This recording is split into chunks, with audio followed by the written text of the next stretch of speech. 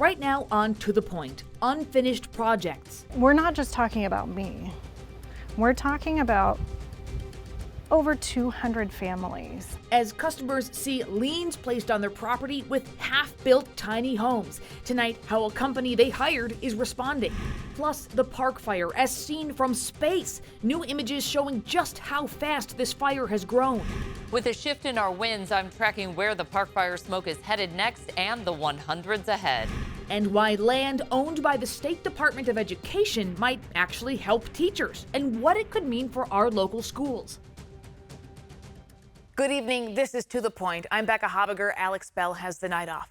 We start with a story first on ABC 10. A Fair Oaks-based company, Anchored Tiny Homes, boasts about their product and service being top rated. But many customers are now finding they're left with unfinished projects and liens placed on their homes. ABC 10's Jeannie Nguyen shares one family's story and how the company is responding. Dad was excited to customize a home for himself.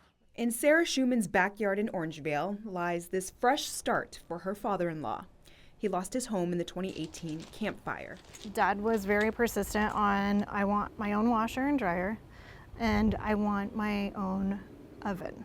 The goal is to have her father-in-law walk into his brand new home with a sense of pride. I don't know. But its bare bones is all it will be for now. Oh, I'm getting frustrated as heck. This project started back in February when Schumann and her family decided to hire Anchored Tiny Homes to build this tiny home in her backyard. Schumann agreed to pay around $120,000 for the completion of the project. But issues started happening when she noticed it was difficult to get a hold of the company regarding potential flooding issues. I couldn't get an engineer or anybody from Anchored Tiny Homes to come out and take a look at it.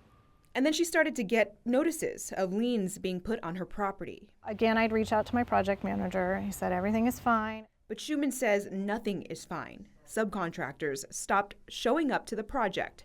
And it's been 2.5 weeks since any work has been done. The remainder of an active construction site sits abandoned on her property. What has the response been? Nothing. Nothing. I just want to kind of humbly come on here and say that I'm sorry to everybody. Colton Paulus is the CEO. It was not our intention for any of this to happen, and we just grew too fast, took on too much debt, and AP built up to where we couldn't pay contractors on time just due to the explosive growth, and it leaves obviously jobs being stopped at this point. We're working, 12, 14-hour days to get investors in the door. Schumann's family is one of many, and Paulus confirms with ABC 10 he has canceled some contracts for other families in attempt to make things right. An intention he says he has for all families, including Schumann's. It is our intention to finish every single job. It is not our intention to stop projects. We're not abandoning people and leaving them high and dry. After spending about $116,000 on this unfinished project so far, Schumann says the damage has been done. We're done. I'm done. Yeah. Jeannie joins us now. The Fair Oaks-based company has dozens of franchises across the U.S. The owner tells you this is the only location where these problems are persisting. So there's a lot to unpack here. I understand the family is trying to get the attention of the Sacramento County District Attorney.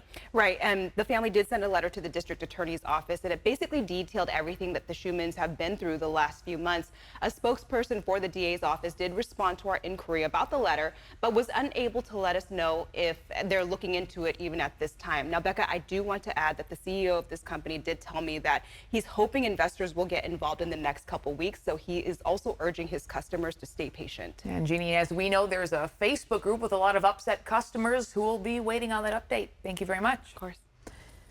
Accessory dwelling units, ADUs, are becoming more popular in the Bay Area. There, many renters find living in an ADU is all they can afford. For homeowners, ADUs are becoming a good source of income to help them cover their mortgage and property taxes. One San Jose homeowner tells our sister station in the Bay Area he rents out his 500-square-foot ADU, but is now thinking of selling it. So what I see is that you have your house there, and it's so private beginning here. This is a different world back here. Yeah, the idea was when we developed the ADU, we wanted to make sure whoever lived in the back house had the opportunity to have a lot of space. Some people say ADUs may be the only way their adult children can eventually live in the Bay Area. Parents tell our sister station when they get older, they will live in the ADU and their children will take over the house. Turning to California's wildfires tonight, the Park Fire burning in Butte and Tehama counties is now the 5th largest in California history. Dozens of homes are destroyed. The fire has burned more than 385,000 acres. Containment has jumped from 12% yesterday to 14% containment. The fire is also impacting Plumas and Shasta counties. Take a look at these evacuation maps. Some warnings in Shasta County were upgraded to orders last night, while some evacuation orders and warnings have been downgraded. And as we've reported, the town of Paradise is also no longer under evacuation warnings. Another fire, the Burrell Fire, is causing concerns in Kern County. Governor Newsom visited firefighters at the Burrell Fire today and declared a state of emergency to help move resources. The fire began burning in the Sequoia National Forest last week and is one of several fires comprising the SQF Lightning Complex, which has burned close to 90,000 acres. You know, I got a call from governors out there in the East Coast that were willing to send personnel, and that's a hell of a thing. So we are well resourced. It's just a timeliness issue that is the challenge. Over the weekend, Governor Newsom visited firefighters at the Park Fire as well. The state has secured assistance grants for both fires. And tonight, Nevada County aviation enthusiasts are remembering pilot Gabriel Culp from Grass Valley. He was killed in a plane crash near Neyland Airport in Humboldt County last Tuesday while contracting with CAL FIRE to fix a helicopter. They say Gabriel was a welder who made a career change to become a pilot after discovering a passion for flying. And Gabe was a pillar of the local community. He got bitten by the bug of aviation about 8 years ago and learned to fly. And this year was his first year of realizing his dream. Juan says Gabe was also instrumental in helping with scholarship rides, raising money for youth interested in aviation to help them get started with their careers. Well, in other news tonight, we're learning more about a man accused of killing an apartment complex manager. The victim has been identified by her employer as Aurelia Leah Anderson. The shooting happened after an argument Monday morning. The suspect is now in custody and facing murder charges. This happened at the Cardoza Village Apartments, where a woman was gunned down and killed Monday morning. It's known as a community for people with psychiatric disabilities and their children. The suspect will be in court tomorrow. Next on To The Point, why land owned by the State Department of Education could help teachers and our local schools. Well, we had that cool down over the course of the weekend, now likely warmer as we turn the page on another month. And what's next following fiery testimony in Congress today over the attempted assassination of former President Trump. I think it was a failure to challenge our own assumptions. The assumptions that we know our partners are going to do everything they can.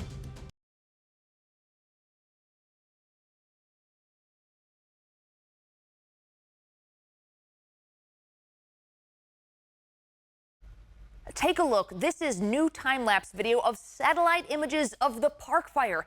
This shows the smoke and burn area Friday through Sunday. The fire continues to threaten homes in Butte, Tehama, Plumas, and Shasta counties.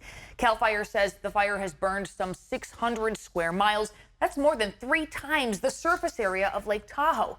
And now ABC 10 Chief Meteorologist Monica Woods joins us with more on how this smoke is producing from this fire and how it's affecting us. Right, and so far it's been largely on the east side of the state. With the shift in winds, that is going to shift some of the smoke.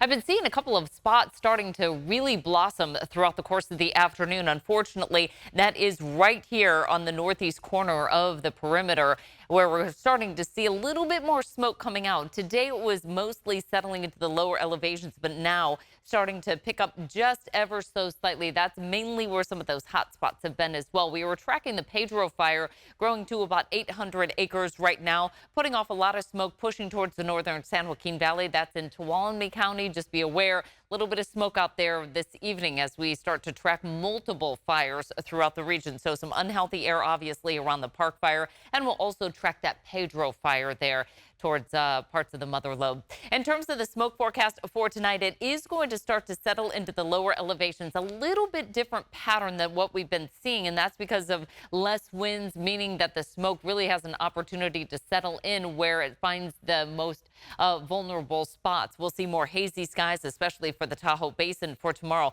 South winds coming in at about 5 to 15 miles per hour for tonight, but today it still brought us temperatures slightly below average, but we are starting to see that warmer trend, and even warmer for tomorrow, with highs back into the mid to upper 90s as that high pressure ridge starts to build in. It's going to be a warmer start to August. In fact, we see a stretch of 100s in our outlook. Tomorrow, hazy up top for the Sierra with highs in the 80s, 90s for the foothills. Along the coast, we're in the 60s with widespread 90s throughout the valley, even a couple of 100s starting to sneak in there. A chance of thunderstorms for the Sierra Friday and Saturday. For the foothills, we'll keep it dry but warmer, and a mix of sun and clouds for the coast. Highs will be back near 70. As far as that 7-day forecast, we start to see that stretch of 100s building, and that continues through the middle of next week. Monica, thank you. Next on To The Point, how unused land under the Department of Education could help teachers and staff. Plus, the new study tonight on abortion rights, and more women are ending pregnancies on their own.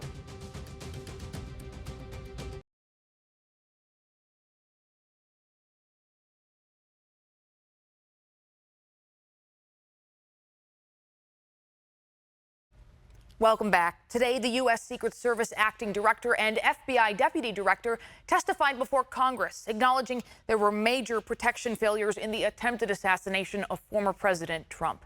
The hearing was fiery. Senators pressed the two. Ronald Rowe, who was second in line to the Secret Service director at the time of the shooting, said the assassination attempt could likely have been prevented. I could not, and I will not, and I cannot understand why there was not better coverage, or at least somebody looking at that roofline when that's where they were posted. Rowe testified that agents from Trump's detail had, quote, no knowledge that Crooks had a gun prior to shots ringing out. He showed photos saying if local police sniper teams were positioned where he says they were told to be, they should have been able to see the shooter. I think it was a failure to challenge our own assumptions. The assumptions that we know our partners are going to do everything they can. We assume that someone's going to cover that. But members of the local sniper team told ABC News exclusively they were texting about Crooks acting suspicious more than an hour before the shooting, to which Rowe said that communication needs to go over a radio channel. Rowe told lawmakers he is taking, quote, immediate steps to avoid repeating failures. In Your Voice, Your Vote, tonight, Vice President Kamala Harris is in Atlanta for what her team is saying is the largest event of the presidential race so far. Harris is meeting with local abortion rights leaders and activists before taking the stage, while former President Trump faces questions about a future debate. ABC's Perry Russum is in Washington with more. Tonight, Vice President Kamala Harris on the campaign trail in Atlanta, Georgia, a battleground state that could be crucial in November. President Biden winning the formerly red state by less than 12,000 votes in 2020.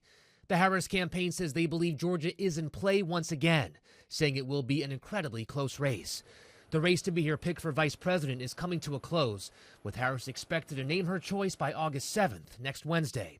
North Carolina Governor Roy Cooper pulling his name out of consideration, saying it wasn't the right time. Pennsylvania Governor Josh Shapiro remains an option.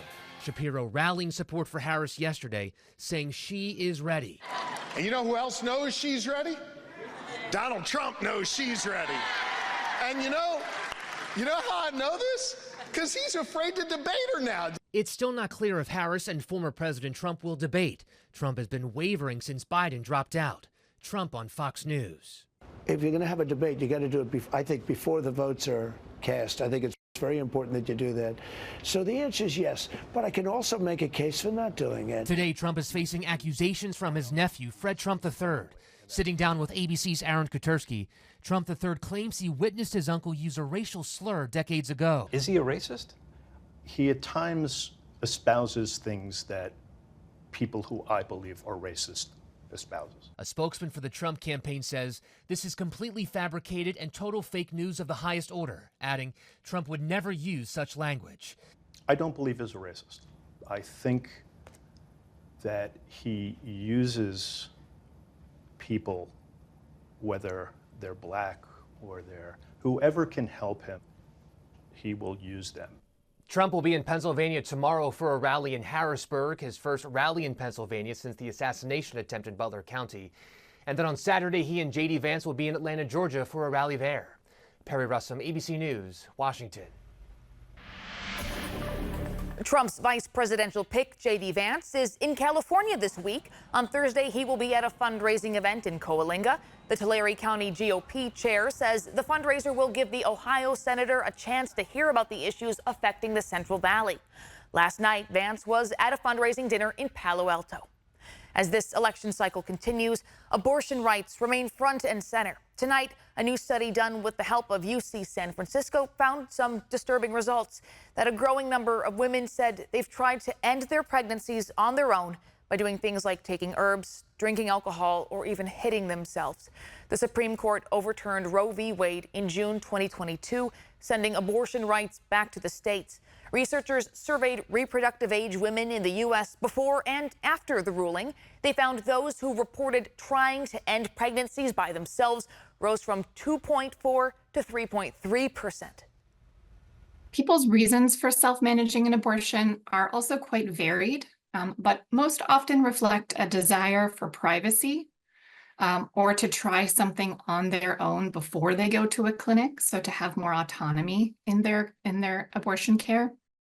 The study authors say the increase is small, but the data suggest it could represent hundreds of thousands of women. Now, of course, it's always important to look at who funds research.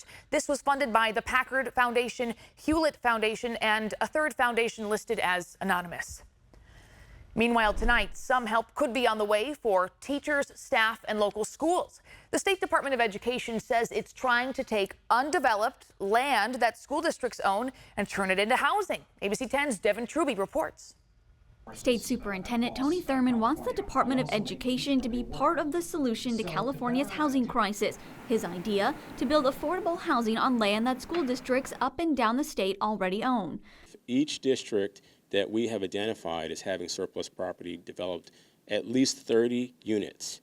That would result in 2.3 million new units available for Californians in our workforce. Across the state, more than 7,000 properties, 75,000 acres worth of potential development. The housing will be for teachers, school secretaries, custodians, and other school employees. They hope this will help with teacher shortages and retention. Have commutes well over 100 miles. They're sitting in their cars for hours every morning and every evening. Here's a look at 5 projects that have already been completed across the state, with 4 more under construction. One of the first in the nation was built in San Francisco that you're seeing right now. It's been significant.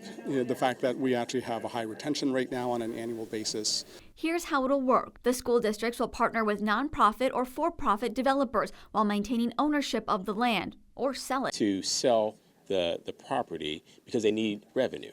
And this can go into the general fund of the school district and then be used at the discretion of the school board and the leadership of the district.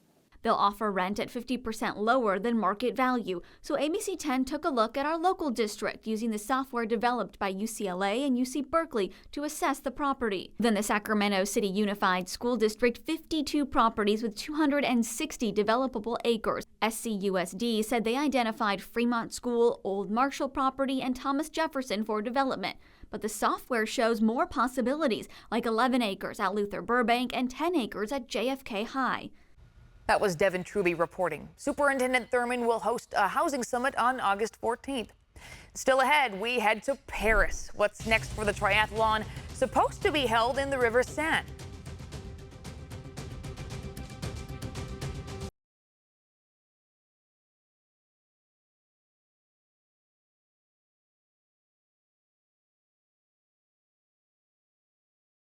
Welcome back. The Olympics continue in Paris and more history is being made. The U.S. women's gymnastics team took home gold once again in a dominating performance in the team all-around, led by Simone Biles, competing in all 4 events despite that calf injury, making her comeback after bowing out of the Tokyo Games to focus on her mental health. The Americans have medaled at every Olympics since 1992. And in Paris, temperatures are climbing into the mid-90s throughout the city, all after it rained during the opening ceremonies. That's been affecting water quality in the Seine River, despite a $1.5 billion effort to clean it and make it swimmable.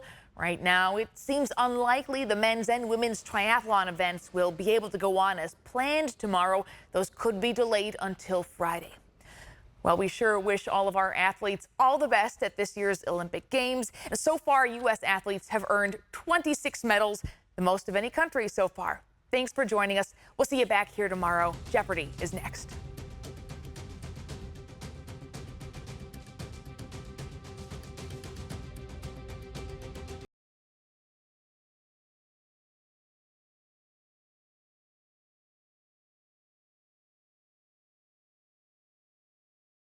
Hey, it's Alex. I just wanted to say thank you so much for watching. The To The Point team and I love hearing from you, and I hope that you'll stay in touch. And don't forget, you can always email me and the team at tothepoint@abc10.com, or you can even send us a text message at 916-321-3310.